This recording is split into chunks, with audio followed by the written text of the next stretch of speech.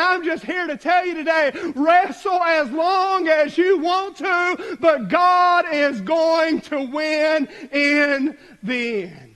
I don't know exactly how things transpired, but here's what I believe Jacob was doing when he realizes he's entering into this wrestling match. You know what he was doing?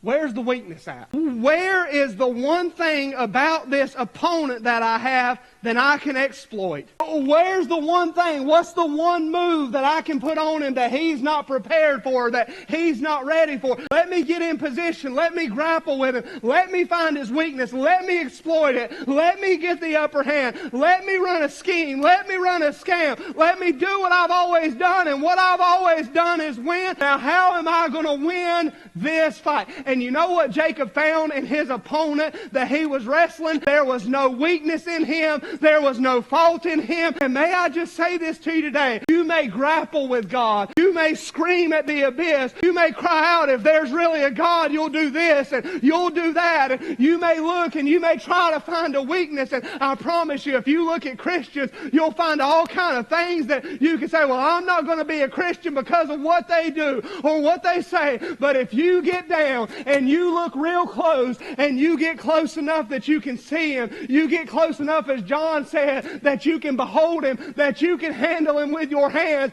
here's what you're going to find out about Jesus. There is no fault in him. There's no weakness in him, and you will not get the upper hand. God will always be victorious. But you know what he'll do? Sometimes God will let you, if I can say it like this, and from the text, I guess I can. Say it like this, and from the text, I guess I can.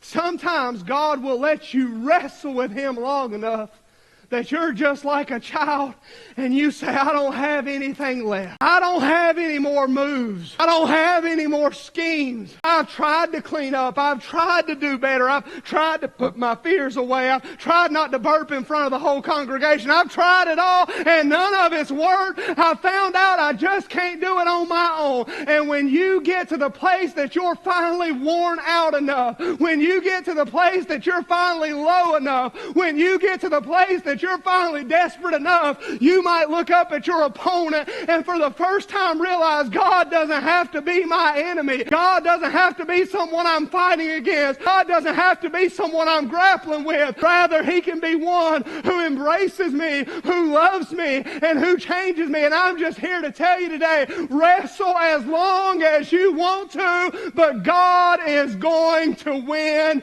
in the end.